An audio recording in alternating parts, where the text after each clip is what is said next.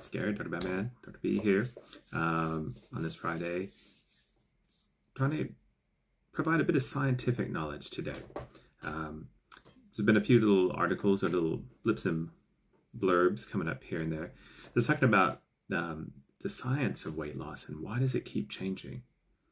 And for us, what does that mean? What holds up when we sort of take a look at all of these advices? A lot of science is about sort of myth busting. The science keeps changing because that's the nature of science. We look at a question, try to develop an answer, go back and test our answer, come back and keep testing those hypotheses. Give me a second, just mute that for sure. So science looks at a question, develops an answer, tests that answer, adjusts it, and repeats the cycle until they're reasonably sure that they have the right thing, but they never sort of stop testing. What you find in terms of weight loss myths, or kind of sort of anything out there that's a myth, but specifically weight loss, is that a lot of things people will take one little outlier, one little piece of information and run with it. So these extreme claims with certain results that don't really hold up to really any scientific rigor, or when you and I try it, we don't get the same thing. So what's going on? There's been quite a few of these, especially this week, sort of at the end of this week, that just, I wouldn't call it myth busted or busted, but have been looked at. And it makes it hard because weight loss advice is already confusing, and it's not because we're failing at it. The science behind weight loss is messy. A lot of people oversimplify what's happening, and you need someone to really go through and look at the data and see what's really happening. Just this week alone, an apple cider vinegar story was retracted. I think about ultra-processed foods are shown to drive overeating, even with calories are the same. Artificial sweeteners were questioned. Which I'd mentioned some of those yesterday, so I'll bring that up, artificial sweeteners. And also sometimes we hear like, my metabolism's not working, or doc, my metabolism's broken. Is there any truth to that? Can we break our metabolism? Short answer, not really, but we'll talk about why or how that comes up. And I think the big takeaway message is that anytime you get certainty in weight loss advice, this is going to work, this always works, just hold up and maybe zoom out a little bit and look at the big picture, because maybe people have taken just one outlier and just focused on that when everyone else doesn't quite work. I guess here's a question for you guys. What weight loss advice have you followed that later turned out to not be true? So if we delve into the apple cider vinegar one for now, there was a claim that apple cider vinegar could rival medications, especially the GLP-1s, the new injectables, in terms of weight loss. And it gained traction on social media. There were headlines. But later, the article was retracted. And part of the reason for that was, well, the trial didn't have really good people registered for it, didn't have good trial members. The way they analyzed their data had quite a few flaws to just kind of skew the results in a way that wasn't probably accurate. And even the method that they did the study, the way they sorted their people, the way they ran the study, just sort of didn't meet normal or acceptable scientific rigor. So the paper was withdrawn. Now, just because the paper withdrawn doesn't mean, science is broken, apple cider vinegar, this. It just means that the science is correcting itself. Someone came along and said, hey, look, whoa. We kind of proposed an answer. We came back and checked it. We were wrong. We're gonna fix it. At least we retracted it. But the problem is that science corrected itself, but nobody corrected the viral message about apple cider vinegar. Still out there, still going on. And that's part of the problem with discerning myths from what's actually truth. So it's people are failing us, and this is a good article to kind of point out that nutrition research is kind of easy to exaggerate, because if you do have one or two people who something works for, and you have 100 other that it doesn't, if you just focus on these two people, my Insta shows me an influencer who, oh, this is perfect, but it's just maybe through sheer luck or coincidence or something that worked. It can give you a really skewed result. So, these results are so impressive because we only see these results. We're not seeing all the stuff that follows behind it. And a lot of times what we see is as a headline that's, we get an inkling of something and the headline's like, apple cider vinegar, but yet the data doesn't really prove it, but we've already seen the big headline. So, so I guess it doesn't mean that the food is important or anything. It's that food and medicine sort of work through different mechanisms. And so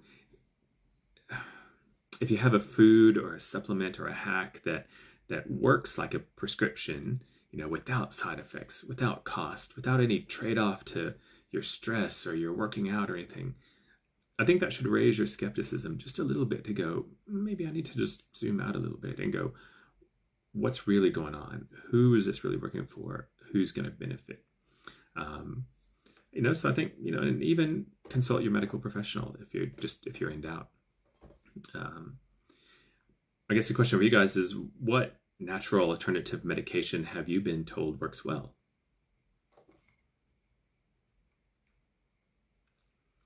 All right.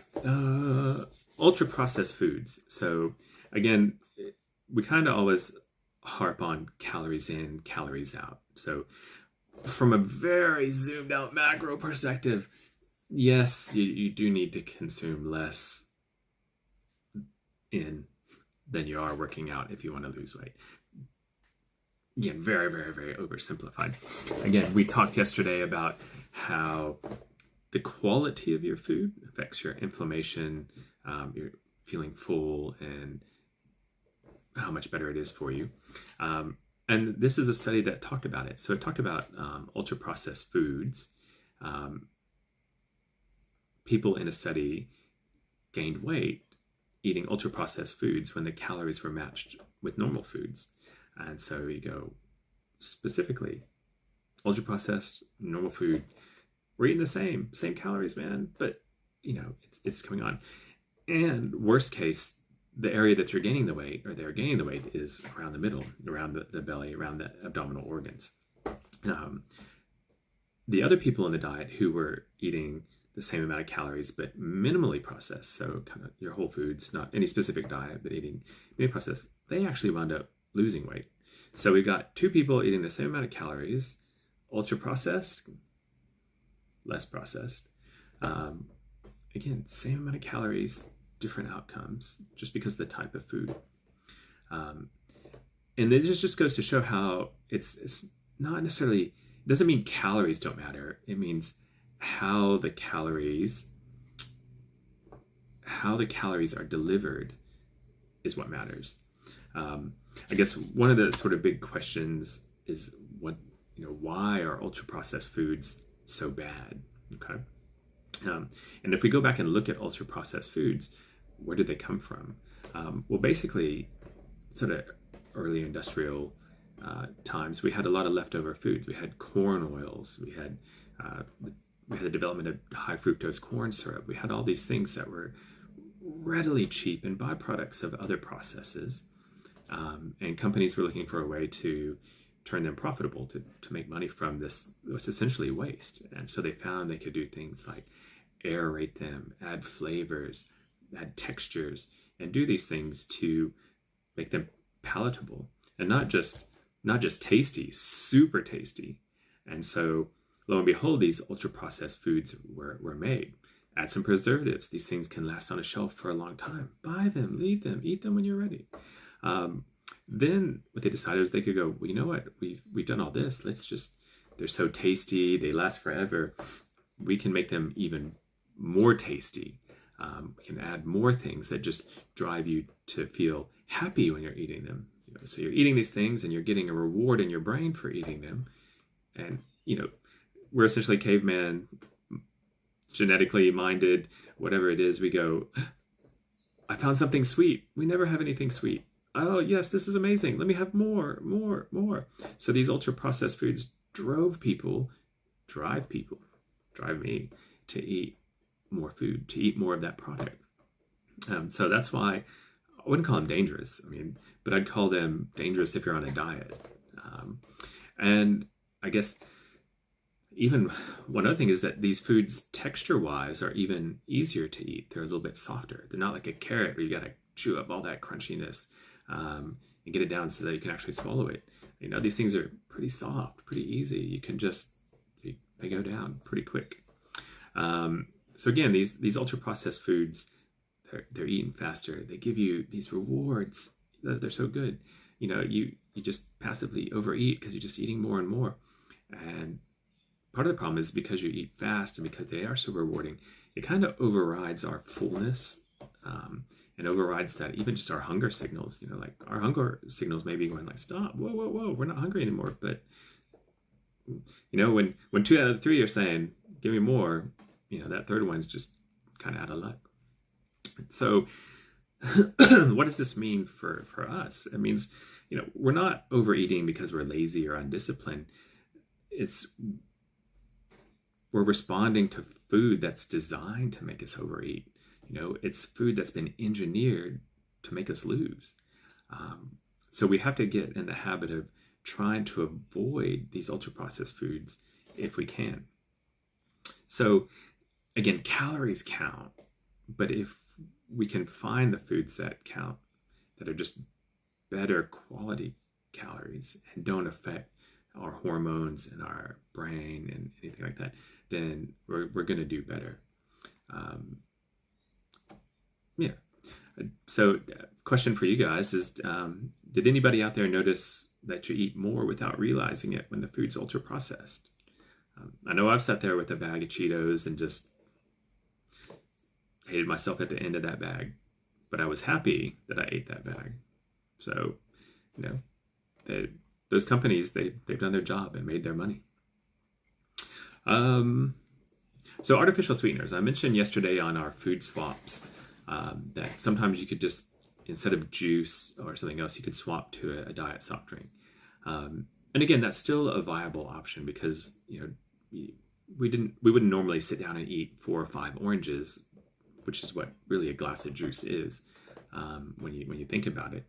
So if you're really one of those people who really just wants juice or needs something sweet, then this can be a good alternative to transition, kind of moving away from juice. However, if you're specifically using diet soft drinks for weight control,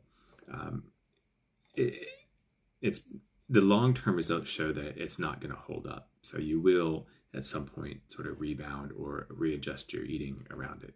Like the benefits just weren't consistent.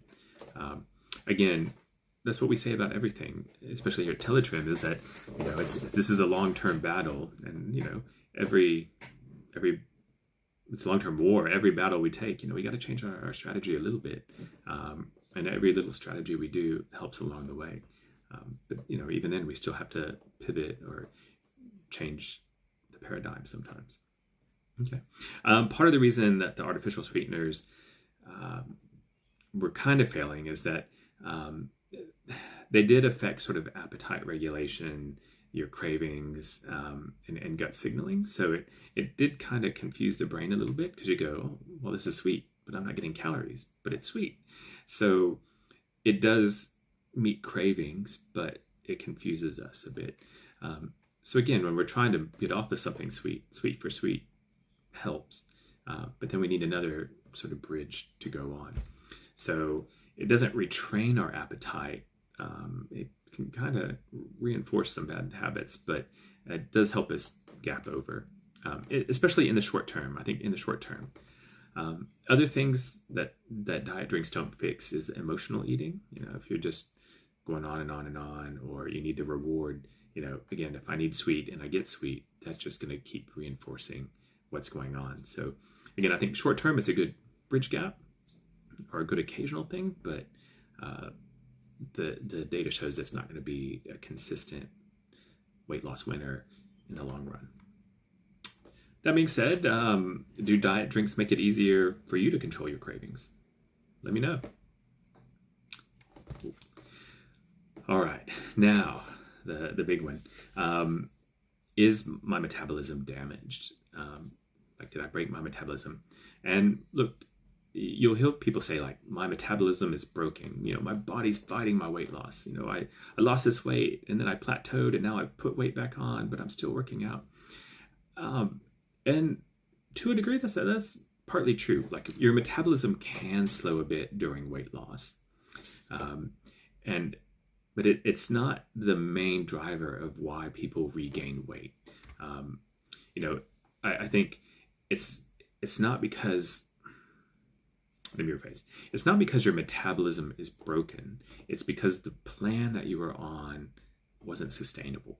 So, you know, your metabolism does its thing. You know, you've done your exercising, you've worked on your diet, you've done whatever. But at some point, like we were talking about in the war, we got to change the battle. You know, the battle changes. We've got to adjust with it. And sometimes if you're on these extreme things, apple cider vinegar or something foolish, you know, then you're going to find that, hey, we've run into problems. And so you do have to deal with that. And again, we talked about not doing extreme restrictions because that, you know, increases your hunger, makes you tired because you don't have the energy, or your body's trying to save the energy, and it just stresses out the brain. And these things all mess with our hormones to make our metabolism slow down, because it goes, hey, we need to save this energy for saving ourselves, for predators, for running away. So a good way to think about it is, if the weight loss feels like punishment, your body's going to push back. And not because your body is spiteful and hates you, it's because it's trying to survive. It's a survival mechanism. So what do you focus on when you feel like your metabolism is broken? You know, the simple things, making sure that you're getting adequate protein. Remember our food pyramid? We want double the protein. So get adequate protein. Keep up with your resistance training. You know, get those muscles working out a little bit. You know, you don't have to go to the gym and get swole. You just got to make sure that they're getting used so that they can take in some of that energy, that sugar that's running around, and then turn around and keep burning for you when you're not working out or not doing anything. Sleep. We talked about the importance of sleep, and that, you know, 5 hours versus 8 hours. You know, these people were just losing weight regardless, even with the same diets. So remember, sleep's something we can focus on. And again, caloric deficits or deficits, but within reason. So, you know, not extreme, just enough that we can sustain it, but yet still lose. Okay. Have you ever blamed your metabolism when a plan just wasn't working? I know I've blamed a few workouts sometimes, even when I knew the guilty party was sitting here. All right, I guess what's a good take home for sort of some of these studies? If you're getting a lot of weight loss advice and it feels a bit contradictory, you know, they're telling me apple cider vinegar is, and this is telling me it's not, and this is whatever. It's usually because someone's asked the wrong question. It's not that the science is changing, it's that someone's kind of framed it in a way that's, you know, trying to make their answer certain, you know, to lock in people, where, you know, they're trying to oversell what's really on offer.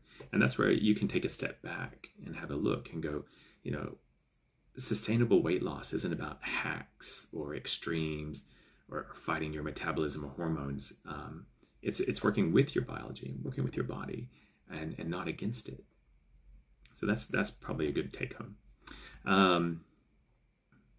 Again, extreme claims. Look, our bodies are complex, so take them all with a grain of salt, or 20, and just, you know, take a step back and look.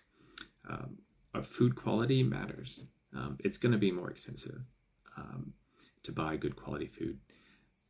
Hopefully that means you'll eat a little bit less of it. That's kind of like a little cheat hack there.